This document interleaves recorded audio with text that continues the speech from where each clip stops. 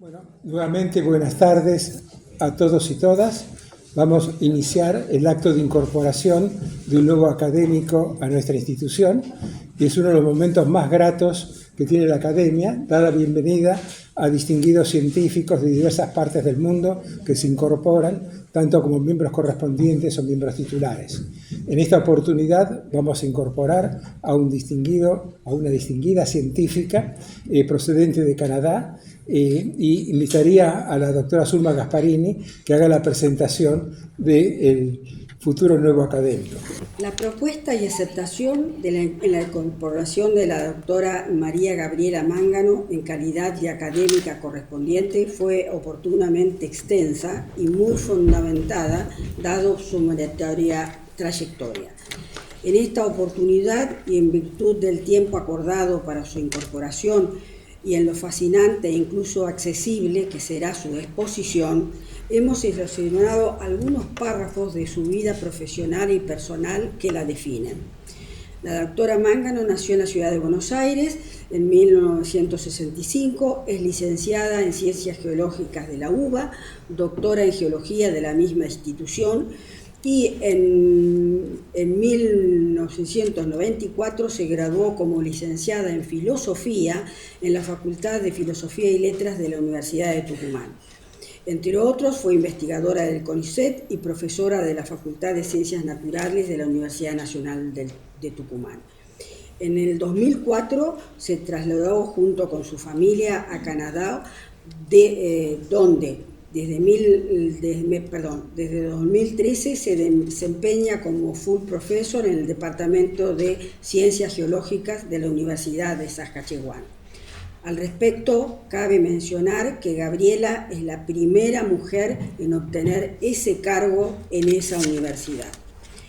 La principal línea de investigación de la doctora Mángano se centra en las relaciones entre la ignología, que es el estudio de las pistas, huellas, excavaciones dejadas por los organismos en el sedimento, la paleoecología y la evolución.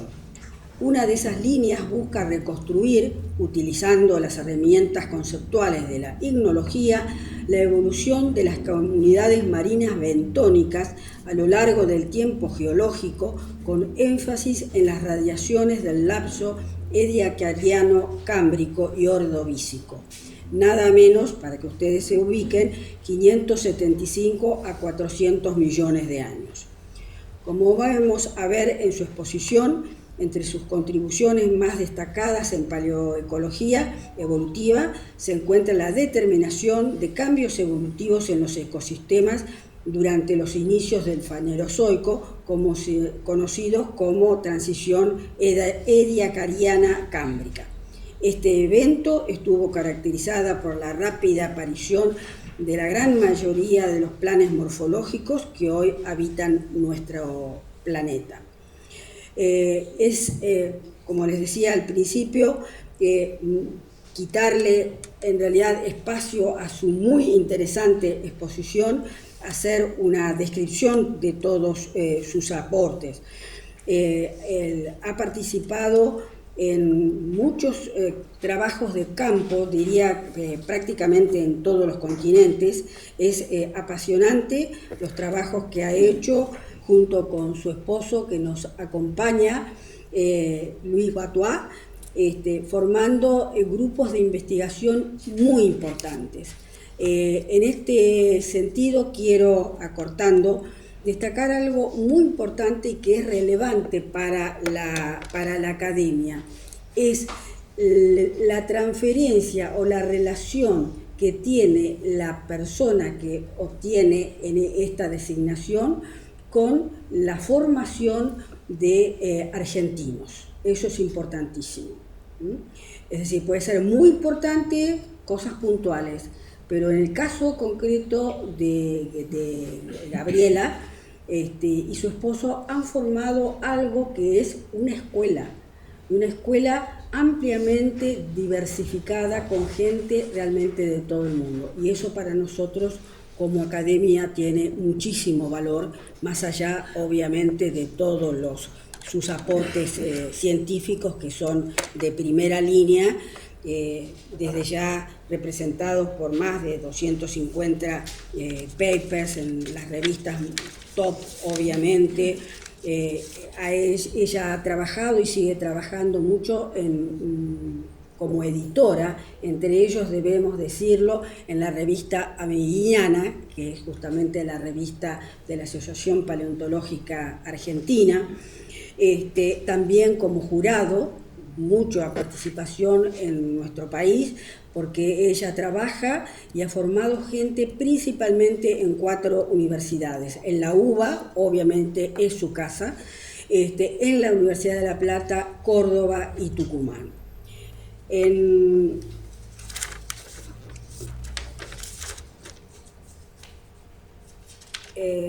Además de estos recursos humanos que he mencionado, hay un punto muy importante, que es que junto a Luis, Gabriela generó en la Universidad de Saskatchewan un grupo de trabajo en ignología, el IgnoPlanet, por el que han pasado más de 50 estudiantes de máster, doctorados y abarcando 15 nacionalidades, entre ellos muchos argentinos y latinoamericanos, de los cuales, por supuesto, Gabriela, conociéndola, lo considera su mayor logro.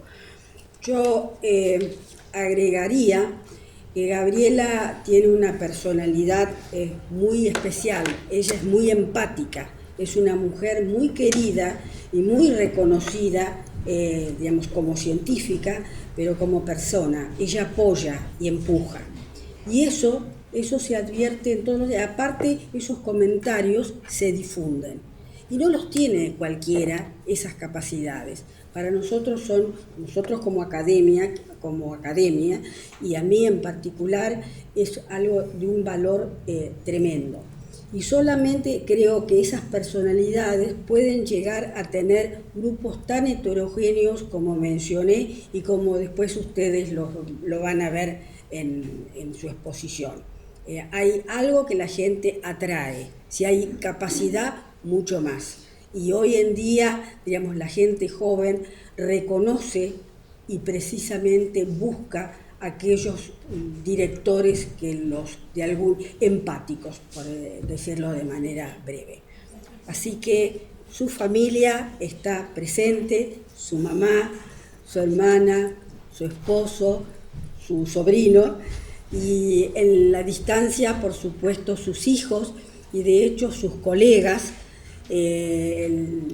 la Asociación Paleontológica Argentina en particular. Y bueno, Graciela, sé que me estoy olvidando muchísimo, salí del libreto, pero lo tuyo es mucho más importante porque vas a mostrar todo. Un placer para nosotros y muchas gracias. Okay.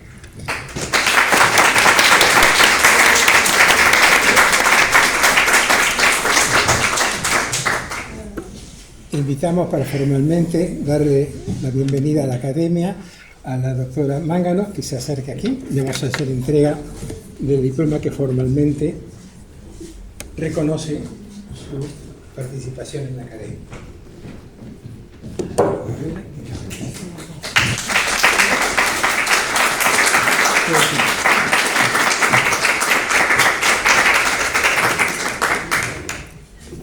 Muchísimas gracias. Muchísimas gracias, Zulma, por tu generosidad y muchísimas gracias a la Academia por este gran honor, y realmente estoy muy, muy contenta de estar hoy acá y de poder compartir un poco con ustedes lo que me gusta y de poder también tener la oportunidad de compartirlo con la gente que quiero, que también me parece importante. Entonces, les voy a hablar un poquito. Estuve pensando cómo podía organizar esta charla y, a ver, veamos, a ver si yo aprendo cómo usar esto primero. Antes de empezar con la parte más técnica de la charla, voy a compartir algunas pinceladas de mi vida, si querés. Sí, me parece que no hace falta. ¿Se escucha bien? Sí. Perfecto. Algunas pinceladas de mi vida, algunas cosas ya las escucharon de Zulma. Nací en Villa Ballester, fui una gorda según mi mamá muy feliz, tuve una infancia muy feliz. siempre rodeada de animales. Soy una persona que me encantan los animales, tuve muchos perros, y desde luego tuve una familia excelente. Mi mamá, que es Molly, está acá. Mi papá no me pudo acompañar, pero ha sido un mentor a lo largo de toda mi vida. Mi hermana Daniela, todos han sido realmente parte importante de mi vida. Pero mi vida académica obviamente comenzó en Exactas, donde me sentí como en mi casa. Era un momento muy especial, entré en la década del 80 con el inicio de la democracia. El ambiente intelectual era interesante, digamos, había mucha posibilidad de aprender muchas cosas. Era un ambiente que tenía características únicas, dirías, y en ese contexto me relacioné tempranamente con el grupo de Palio, con Beatriz, bueno, acá está Claudia y Graciela Parma, que eran un grupo dentro de una esquina, digamos, de Exactas, y fueron años muy felices en los cuales aprendí muchas cosas y realmente tuve la posibilidad de tener muchos excelentes profesores que son en gran parte merecen un gran mérito por todos mis logros. De ahí vino mi tesis de licenciatura, tuve la oportunidad, me invitaron a trabajar en la Alta Cordillera, bajo la dirección de Víctor y Beatriz. El tema era apasionante, obviamente eran mis primeros inicios, aprendí cómo medir una sección, Beatriz me enseñó cómo medir una sección, fue mi primer contacto con las trazas fósiles en vivo, es decir, vi por primera vez trazas fósiles y fue una experiencia realmente inolvidable.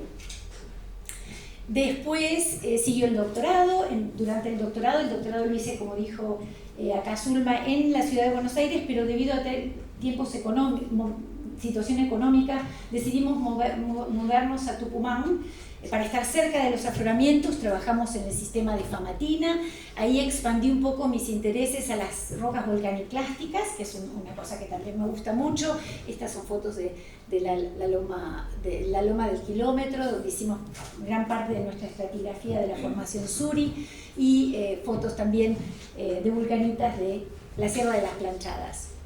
Y durante nuestra vida en Tucumán pasaron muchas cosas.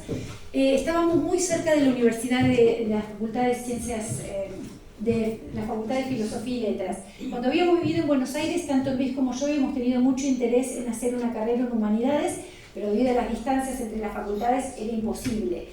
Vivir cerca de la facultad nos posibilitó ir, teníamos una distancia caminando, y empezamos como un hobby a tomar materias de filosofía, y esto terminó en un título en filosofía.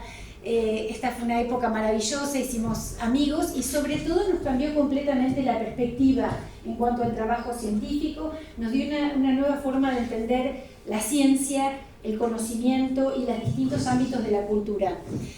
Trabajé sobre epistemología de la paleología, y eso es un tema que todavía me apasiona, en el que estoy también trabajando.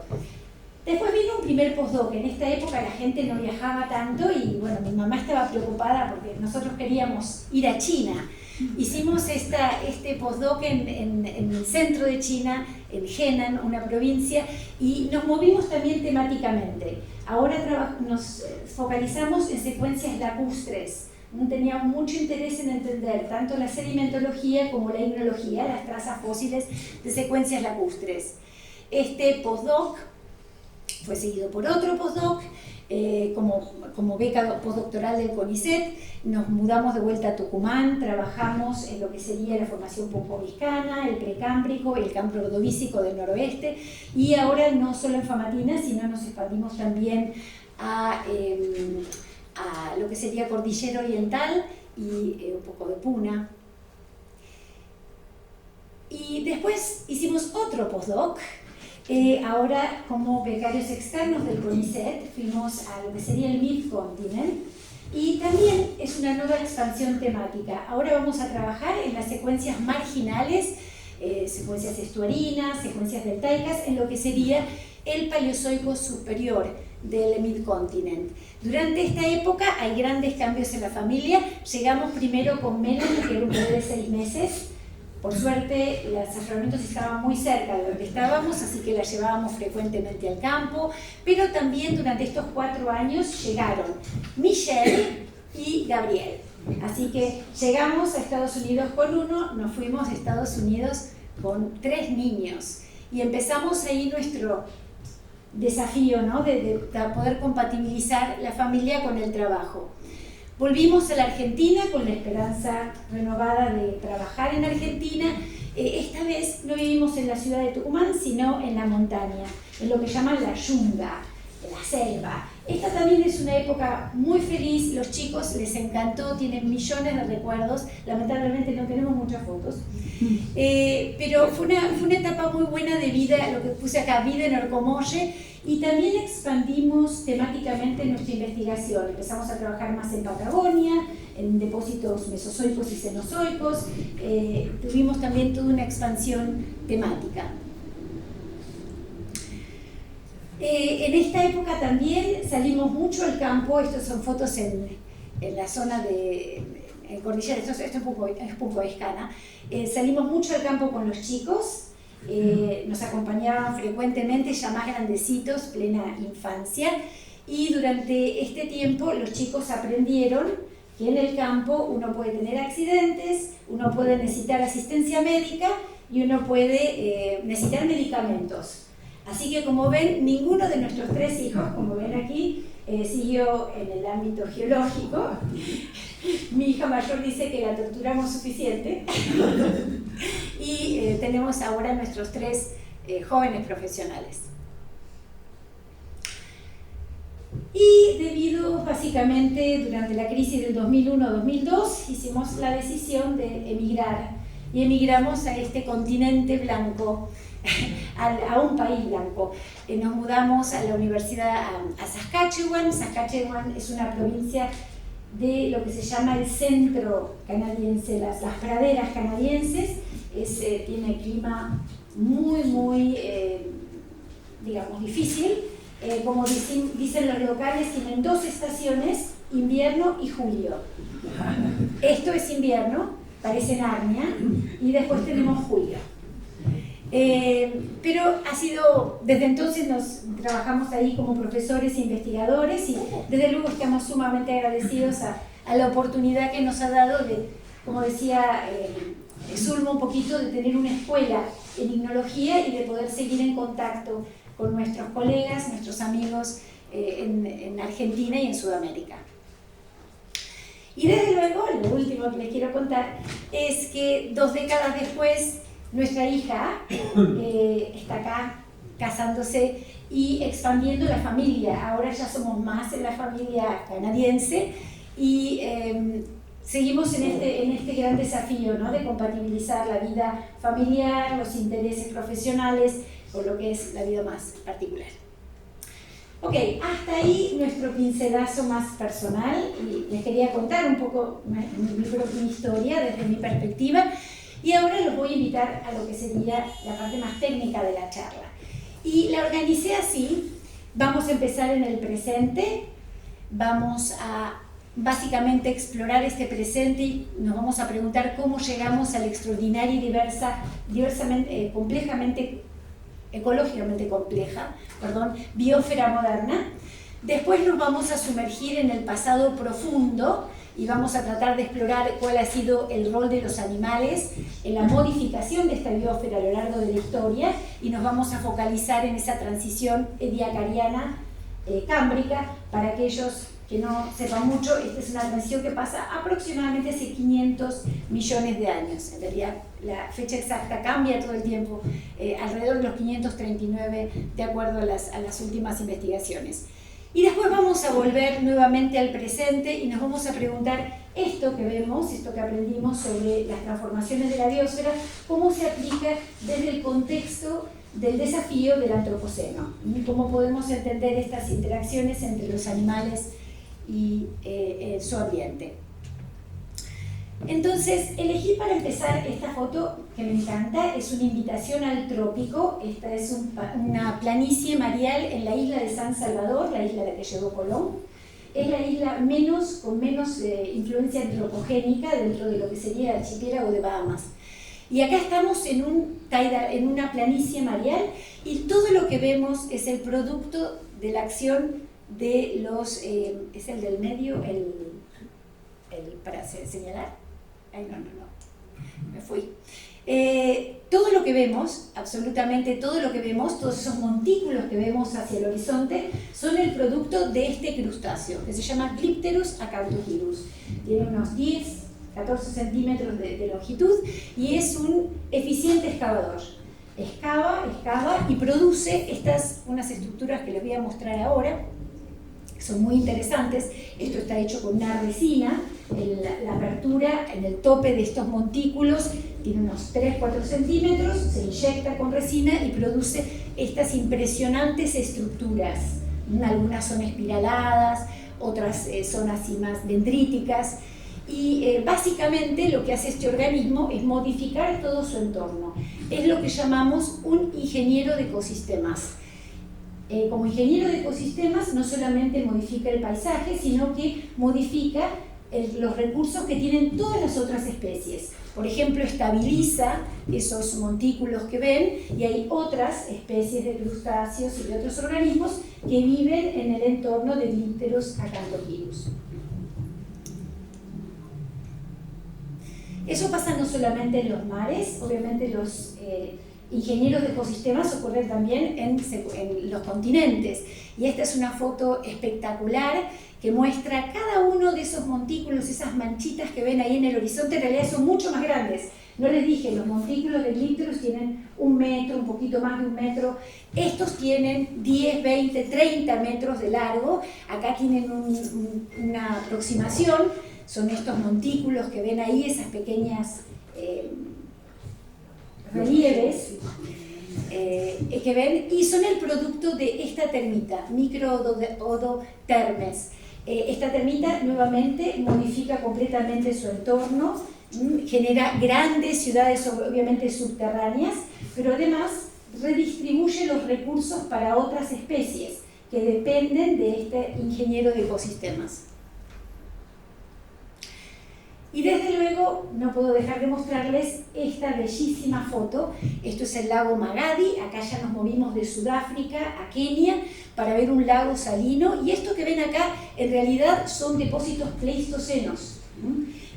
Lo que vemos acá es una reconstrucción moderna de cómo son estos nidos. Estos son nidos de flamencos que también en todo el margen del lago generan todas estas protuberancias y montículos que son masivos. Acá no hay una excavación por debajo, sino que el animal la produce desde arriba y genera todos estos montículos que también redistribuyen muchos insectos, muchos otros organismos que están en dependencia con estas construcciones. Y esto entonces me lleva a invitarlos a pensar en lo que estamos viendo. Lo que estamos viendo, lo que les mostré, son lo que llamamos trazas fósiles. Ahí van a ver. Y son parte de lo que consideramos el otro registro.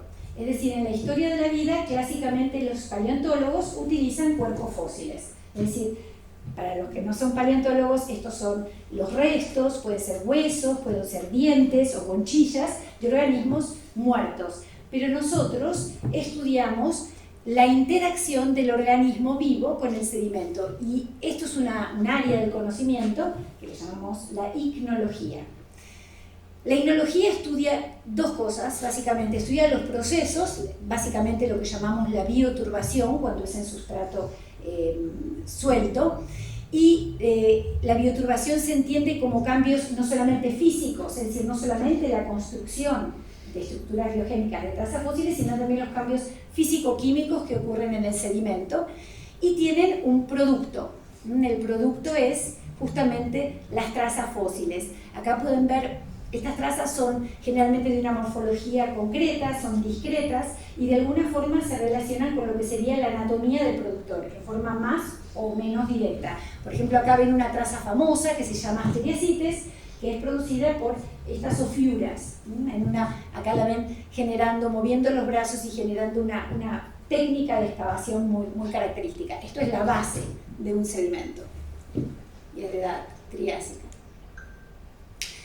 Este registro de las trazas fósiles es muy diverso e incluye distintos tipos de estructuras. Incluye huellas que son generadas desde encima del sedimento, tanto por vertebrados como puede ser por invertebrados, como por ejemplo por artrópodos como este cangrejo, incluye excavaciones, ahí era donde estaban las estructuras de Glypterus, donde tenemos la manipulación de sedimento y estructuras que son estabilizadas adentro del sedimento, que pueden ser para reproducción, para habitáculo, con distintas funciones. Y después tenemos las pistas, como otro gran grupo de trazas fósiles, que son generalmente horizontales, son subsuperficiales, y que permiten una vinculación directa a lo que sería el modo de locomoción del organismo.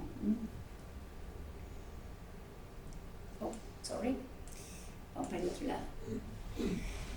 Bueno, ahora que sabemos que existe este otro registro, los invito a sumergirnos hacia lo que sería el pasado profundo. Y elegí esta diapositiva porque creo que pinta de una forma muy sintética las complejas interrelaciones entre lo que serían los distintos subsistemas de la Tierra.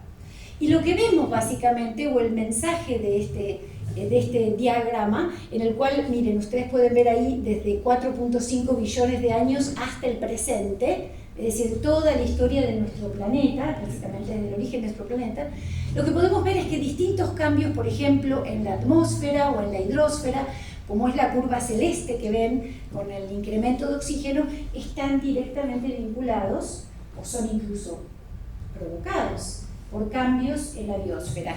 Y así vemos, por ejemplo, la aparición de los eucariotas, siguiendo un evento de oxigenación que hubo alrededor de los 2.3 millones de años, eso se llama el GOE.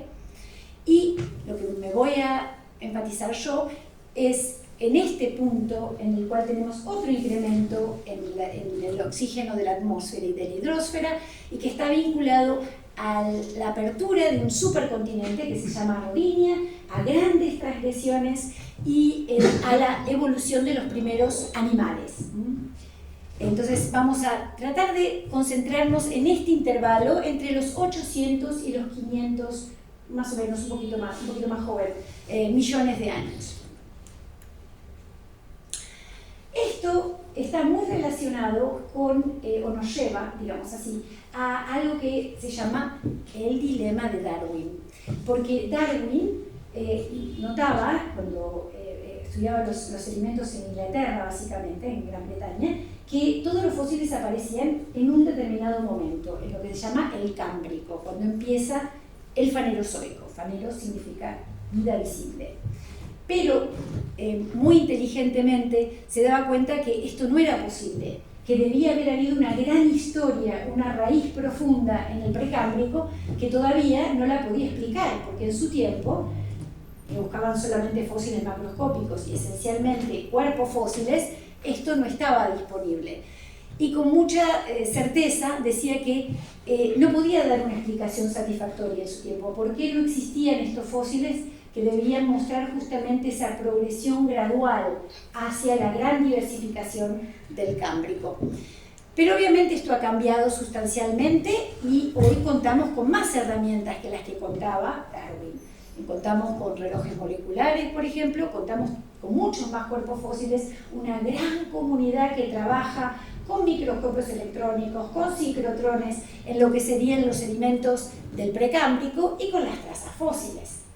Y gracias a eso sabemos que los primeros animales en realidad surgen alrededor de, con ciertas diferencias, 800 millones de años atrás, y esto es seguido por la primera aparición de macrobiota, la biota del Yacara, que les voy a mostrar que aparece después, alrededor de los 560 millones de años, y las primeras trazas fósiles, que indican animales que tienen una simetría, una organización anterior-posterior y que se pueden mover por el sedimento buscando alimento.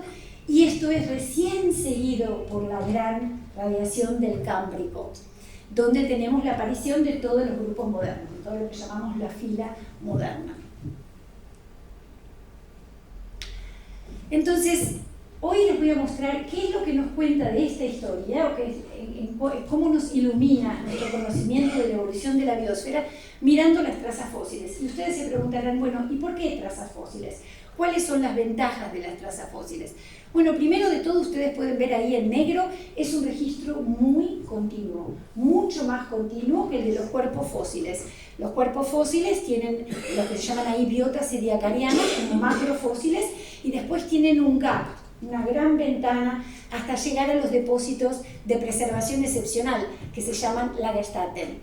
Otros grupos de fósiles, esos que se llaman SSF, que son Small Shell Fossils, son pequeñas conchillas microscópicas, también tienen un registro que en parte cubre lo que no dicen los cuerpos fósiles, pero no es tan continuo como las trazas. Es decir, las trazas tienen un registro realmente privilegiado. No solamente eso, sino que es una línea independiente, una evidencia independiente para reconstruir la historia de la vida, independiente de relojes moleculares, independiente de cuerpos fósiles. Más importante todavía, proporciona información sobre grupos que están totalmente bajo representados por los cuerpos fósiles. Por ejemplo, los gusanos. En muchas comunidades marinas actuales, los gusanos son más del 70% de la comunidad. Entonces, tener las trazas fósiles, tener un registro de esa biota oculta es también sumamente importante.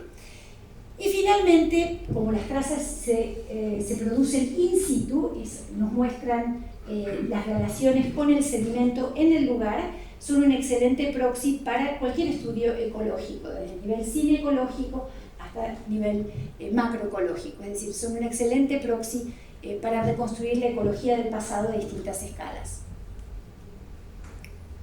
Bueno, ahora espero que los haya convencido que vale la pena hacer este recorrido con las trazas fósiles y vamos a ver en detalle lo que sería la transición ediacariana-cámbrica.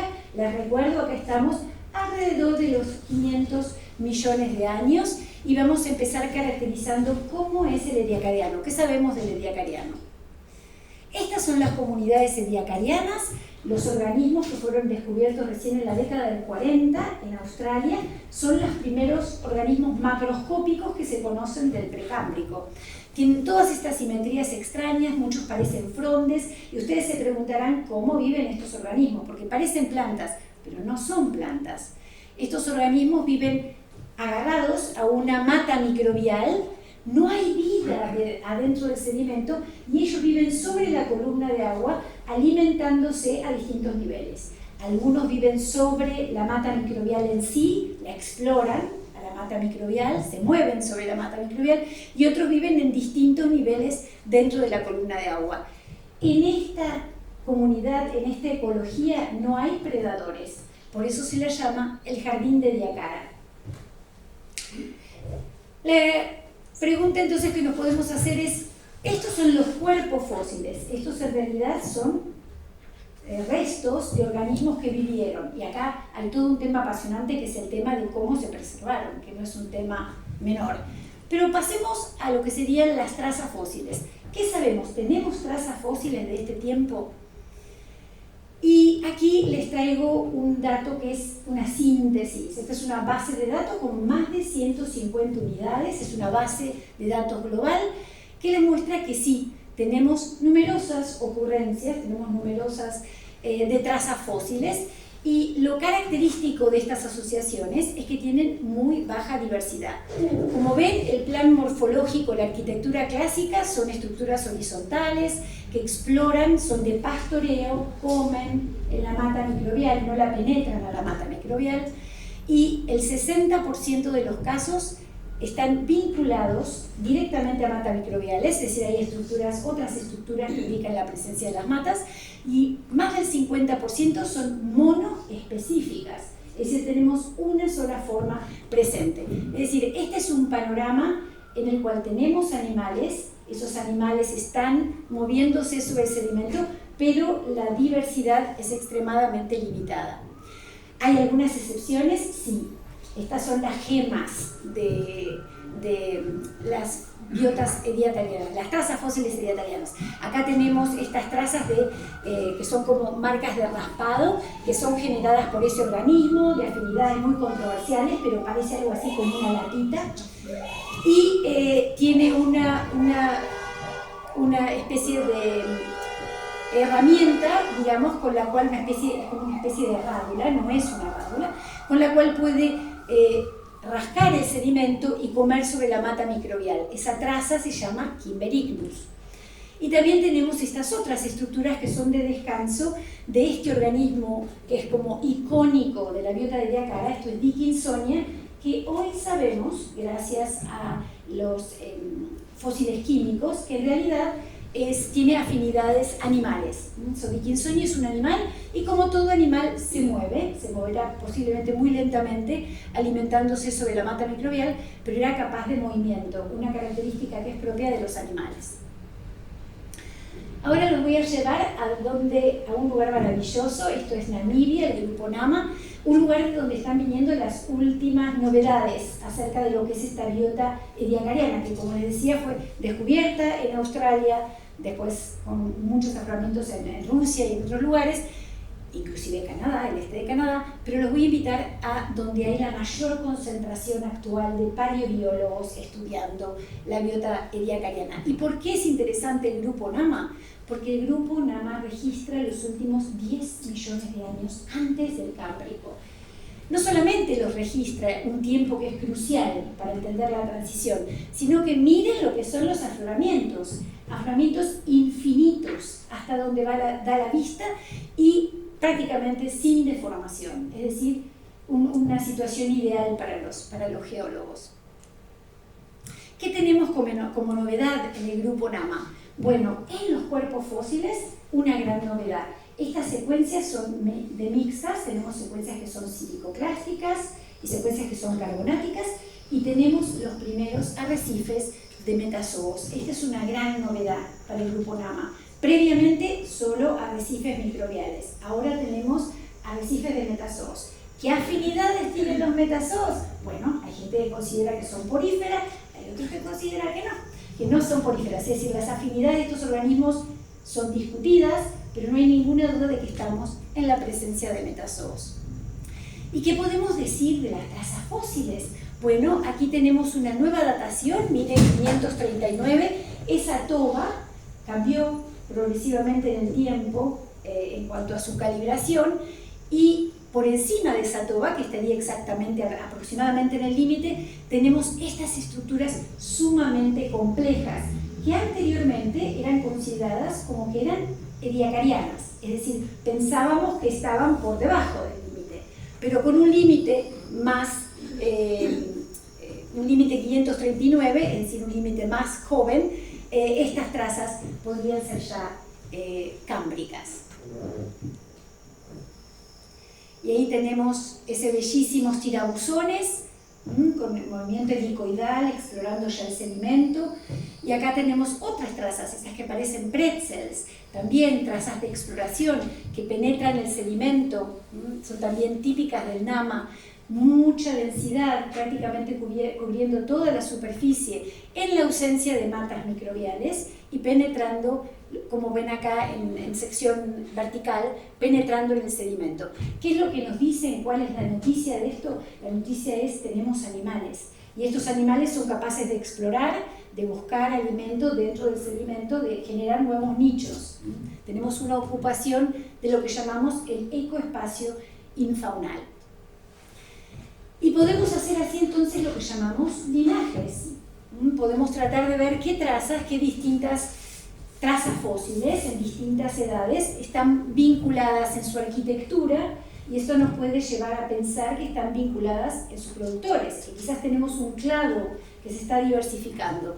Y así tenemos los primeros treptínidos en el grupo Nama, Streptichnus ahí en el límite, no sabemos bien, y después el marcador del Cámbrico, que es Streptichnus pedum, el único marcador bioestratigráfico que está basado en trazas fósiles.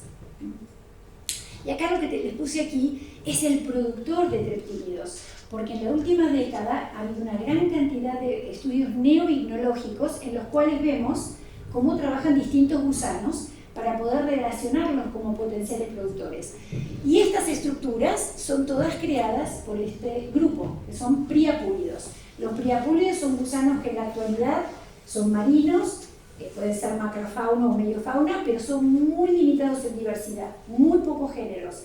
Pero en el Cámbrico son terriblemente diversificados. En Burgess Shale hay numerosos géneros todos de distintos tipos de priapúlidos. Estos bichitos, estos gusanos, son los que producen esas estructuras exploratorias dentro del sedimento. Y tenemos otro linaje, este es el linaje de parasamignites y samignites. Esta es una traza más vinculada a un organismo que utiliza un mecanismo de tipo hidrostático, un seroma, para explorar, una forma diferente de explorar el sedimento, algo parecido a lo que harían los moluscos hoy, como podríamos pensar en términos de movimiento de locomoción de doble ancla. Bueno, ahora vamos a dejar el ediacariano, ese tiempo tan especial y, como digo, donde hay tanta concentración de estudios actualmente, y los voy a invitar al cámbrico. Y a mí me encanta esta cita de Andinol, de hecho la uso muchísimo en todas mis clases. No hay nada como el cámbrico antes del cámbrico. Y ustedes saben que las modas cambian. De repente las cosas se ven muy distintivas y de repente los científicos dicen, no, ahora el ediacariano terminal ya muestra que es cámbrico. Y yo les digo, no, no es así. Y les voy a probar que en realidad no hay nada como el cámbrico antes del cámbrico. Esto es los depósitos, las trilobite beds. Esto es en Burgess Shale, en las rocallosas canadienses. Es una de las zonas en las que yo trabajo con el grupo del Museo de Ontario. Entonces vamos a dejar de lado el ediacariano y vamos a fijarnos en lo que se llama el fortuniano. El fortuniano es la parte más basal del cámbrico y es una especie de bisagra entre lo que sería el mundo ediacariano y el mundo fanerozoico, el mundo cámbrico. En esta transición hay cosas que son nuevas y cosas que son viejas. Y yo les voy a mostrar la ecología basada en tapetes microbiales, todavía es muy importante en muchos ambientes. Y eso es un relicto ediacariano. Pero los actores son actores modernos. Y acá tienen para ver la gran diversidad de estructuras. Esto también está basado en una base de datos global. Pueden ver estructuras radiales, estructuras meandriformes, los famosos treptínidos. Podemos ver las primeras rastrilladas, como Tasmanavia. Podemos ver movimientos ondulatorios. Es decir, tenemos una gran cantidad de trazas fósiles que nos indican distintas anatomías y distintas formas de interactuar con el sedimento. Esta diversificación es impresionante. Ya la vamos a ver en números más precisos. Y como les comentaba, el aspecto del ediacariano es este aspecto relíctico, del fortuniano, perdón, es este aspecto relíctico. Tenemos muchas matas microbiales, ven esas pequeñas que dicen wrinkle marks, esas pequeñas estructuras que son de burbujas, arrugamientos dentro de lo que sería la capa, indican claramente la presencia de matas microbiales. Ahí la pueden ver en sección vertical, conservada como pequeñas películas carbonosas. Pero a la vez vemos las patitas de los primeros artrópodos. Vemos una gran cantidad de estructuras, de trazas fósiles, que indican que hay algo que ha cambiado. La ecología es ediacariana, pero los actores no son ediacarianos. Esta es mi traza favorita, es una traza que se llama Oldamia alata. Ustedes pueden ver la densidad y lo totalmente pautada que es esta traza. Son trazas lobulares.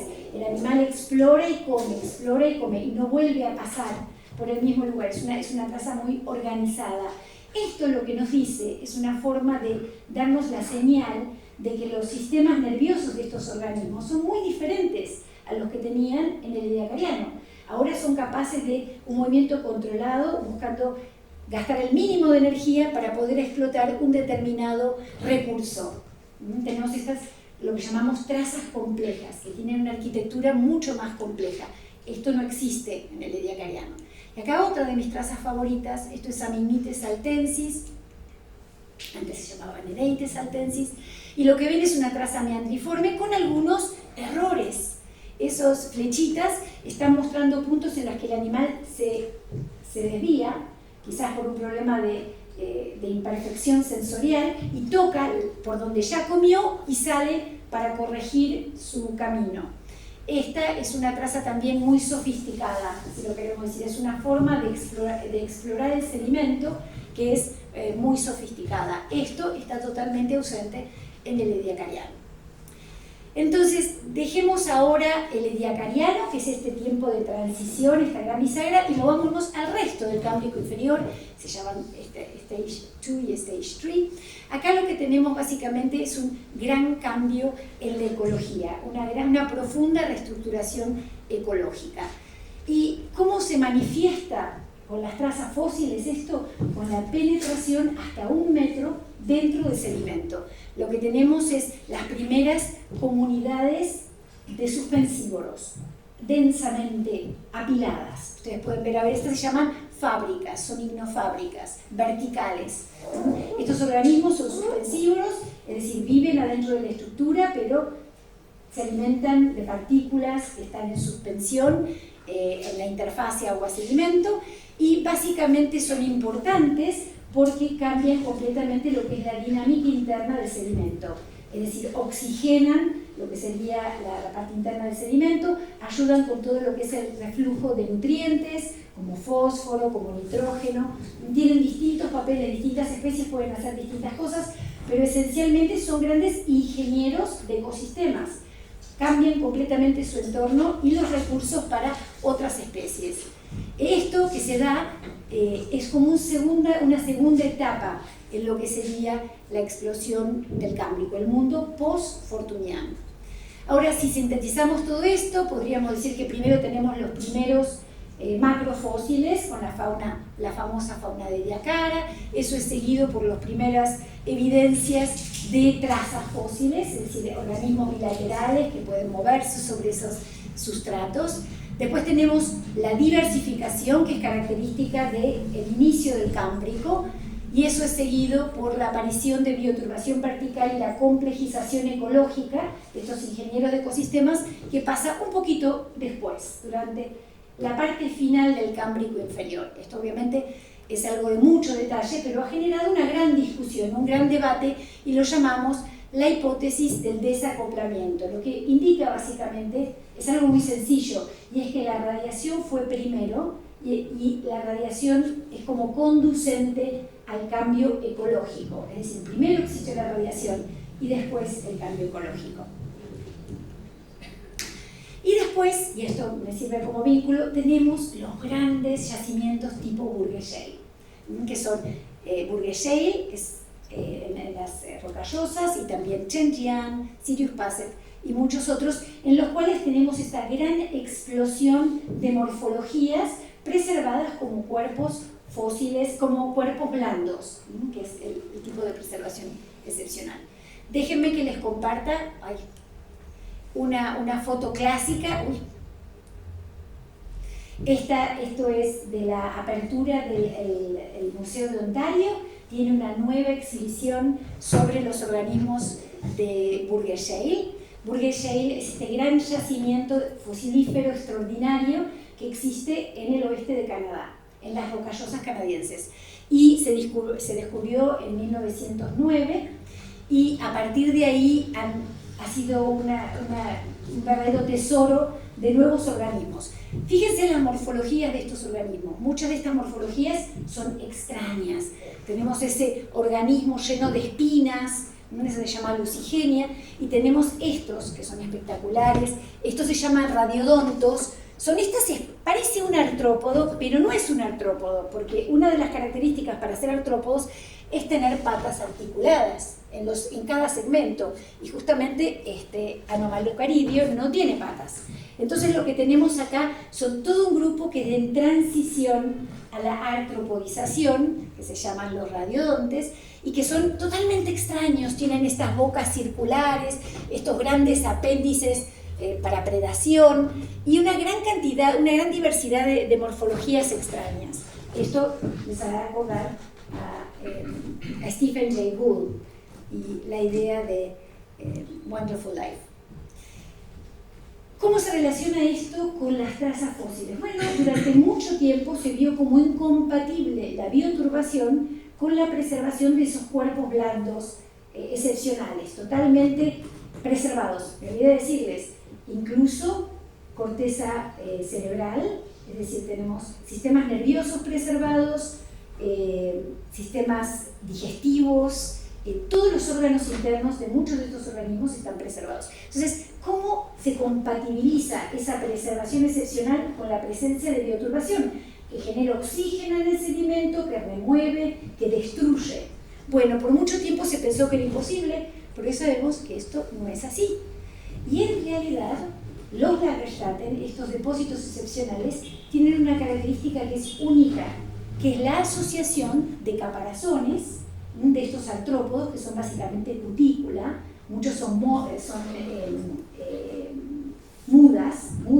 de los artrópodos, otros son directamente carcasas de los artrópodos, con trazas fósiles. Ustedes pueden ver, este es lástima que no me sale esa foto, pero básicamente lo que tienen es un popurrí de todos los distintos Lagerstätten, mostrando que tanto en Burgeshell como en Zhenjiang, en China, como en Sirius Passet, en Groenlandia, todos tienen esta asociación de trazas asociadas a estos caparazones.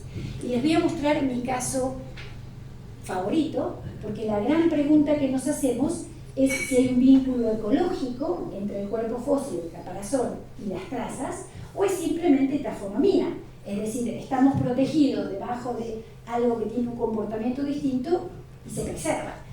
Y este es el mejor caso, porque acá tenemos en Groenlandia una superficie de máxima inundación, es una secuencia muy chiquitita, y tenemos estos organismos, una gran densidad que se llaman Arthroaspis. Esto es algo parecido a un trilobite, es un trilobitomorfo, pero son grandes, tienen hasta 20 centímetros de largo. Y lo que vemos acá es que todas las trazas fósiles, y esto es un detalle, esto es con el microscopio, hasta la escala prácticamente nanométrica, están concentradas adentro de lo que sería el caparazón. Incluso muchas, ahí lo pueden ver en aquella esquina, están confinadas dentro de lo que serían esos carapaces. Y esto lo que nos dicen, en otras palabras, es que en realidad tenemos una distribución heterogénea de recursos, en este caso los carapaces traen materia orgánica o sirven para el crecimiento de bacterias, generan una especie de heterogeneidad en el fondo oceánico cámbrico, y los organismos eligen vivir alrededor de esas islas de nutrientes, si lo podemos poner así. Y eso es una analogía, obviamente con la distancia, porque no tiene la misma complejidad, a lo que serían las caídas de ballena en los fondos oceánicos profundos, ¿no? Que son básicamente pobres en otros recursos, pero tienen esas grandes unidades de materia orgánica que es trasladada al fondo oceánico y que permite la aparición de comunidades muy, muy complejas. Entonces, digamos, Arthroaspis serían nuestras ballenas cámbricas. Esto es lo que nos dice, y es una de las ideas que me gustaría dejarles, es la idea de esta complejización de lo que serían los sustratos, en este caso los fondos marinos, y la idea de incremento en la heterogeneidad, y cómo eso resulta en un incremento en la diversidad. Entonces, si tenemos que mirar ahora de vuelta, volver a esta transición y pensarla, vemos que entre las comunidades del Ediacariano y las comunidades clásicas de Burgeshell, las comunidades de preservación excepcional, en realidad lo que tenemos es una unidad intermedia, que es esta bisagra, que es el fortuniano, en el cual todavía tenemos una ecología que es muy reminiscente de la ediacariana, pero ya tenemos los actores de la gran radiación del Cámbrico. En otras palabras, las trazas fósiles nos marcan la radiación mucho antes, marcan la raíz de la radiación mucho antes que lo que sería la explosión de cuerpos fósiles. Y ahora podemos seguir esta narrativa, y no los voy a aburrir con todo esto, pero si nosotros hacemos una gran base de datos, y acá estamos mirando el registro de las trazas fósiles a lo largo de todo el Fanerozoico, vemos que la explosión desde el Ediacariano, hacia el Fanerozoico, vemos que nunca hay una explosión como la del Cámbrico en trazas fósiles, pero en realidad hay otro incremento muy significativo durante la radiación ordovícica, y esto está vinculado a un recambio faunístico, a una nueva diversificación, Y finalmente, lo que vendría a ser el último recambio, después de lo que es la extinción del Pérmico, en lo que sería la revolución marina mesozoica, que verán que numéricamente no es tan significativa, pero es muy importante porque ahí se establece básicamente la biosfera moderna. Vamos entonces a dejar esto y ahora los invito a volver al presente. Ya recorrimos el pasado profundo, ahora volvemos al presente. Y esta parte de la charla es un poco tratar de ver, ok, estas interacciones, esto que aprendemos de la historia de nuestro planeta, de la historia de la vida de nuestro planeta, ¿cómo lo podemos contextualizar desde los desafíos del antropoceno? ¿Cómo lo podemos entender? Bueno, la idea central que les quiero decir, y me imagino que todos ustedes han pensado esto cuando viajan, cuando vuelan, es nosotros somos los grandes bioturbadores. Es decir, en los continentes eso es evidente. Vemos las ciudades, vemos el rol de la agricultura, vemos la deforestación, todos elementos que nos indican que somos los grandes bioturbadores. Pero ¿qué pasa en los fondos oceánicos? Y obviamente esto es porque tengo un gran interés en entender justamente la evolución en el contexto marino. Y en el contexto marino, obviamente, lo que hay es algo muy interesante, porque hay lo que yo llamo una contrarrevolución agronómica.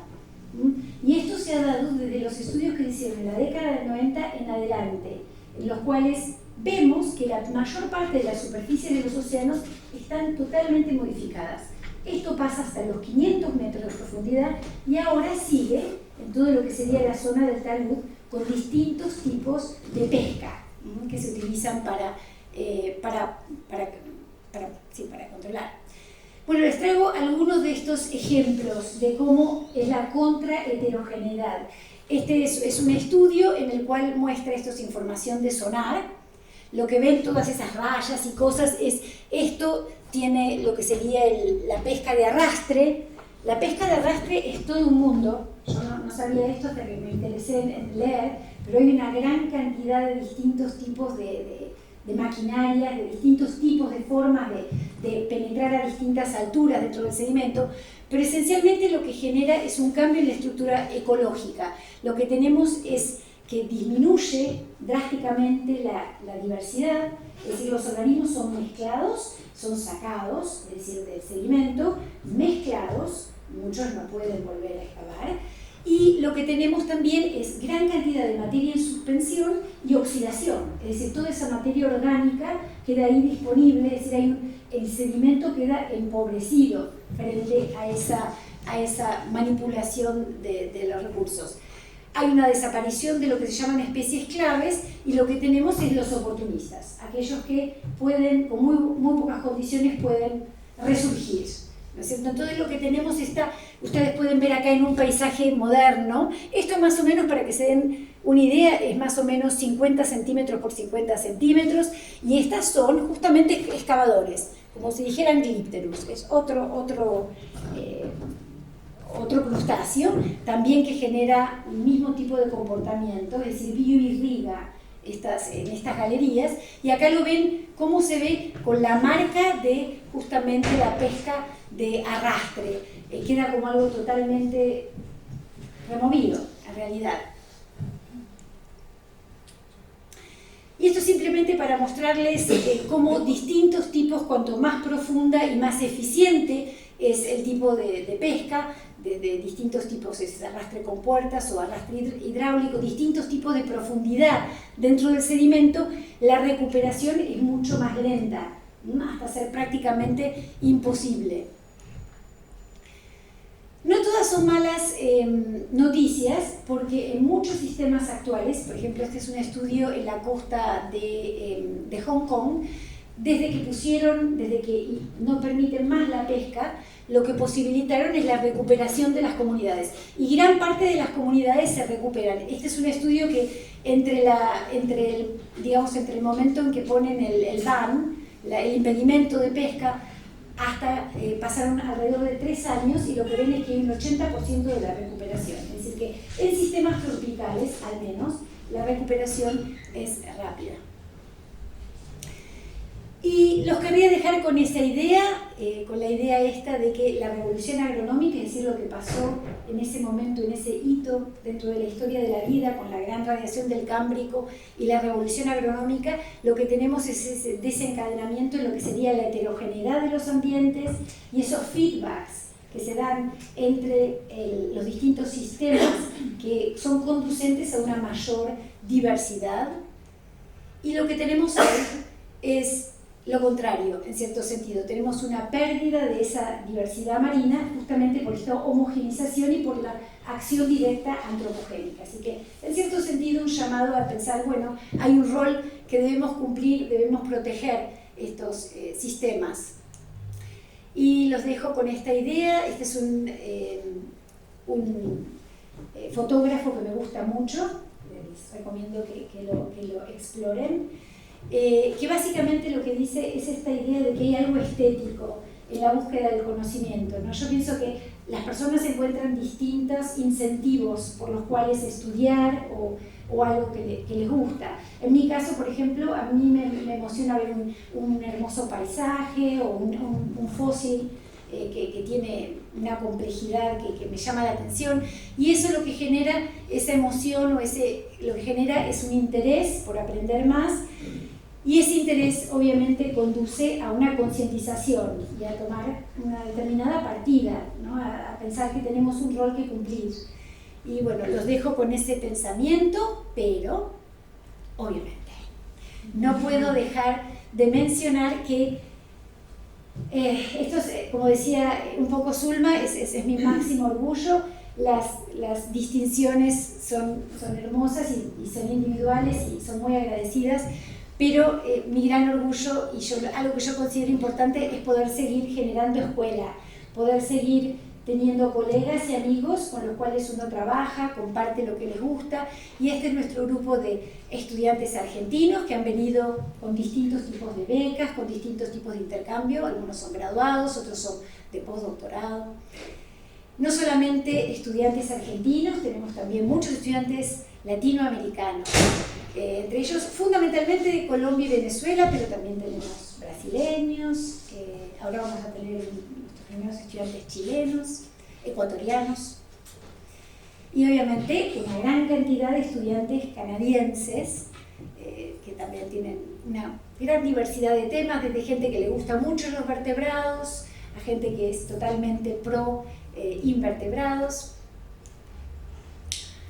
y estudiantes de otros países. Y lo importante con esto de tener estudiantes, que lo que nosotros vemos como importante es que ya nos sentimos, Luis y yo, un poco abuelos. Es decir, ya no tenemos solamente hijos académicos, ahora lo que tenemos son nietos académicos, porque por ejemplo Sudipta Dasgupta en la India tiene una gran escuela con más de 20 estudiantes. Ahora los encontramos en ICNIA y nos decían, nosotros a ustedes los consideramos un poco nuestros abuelos académicos.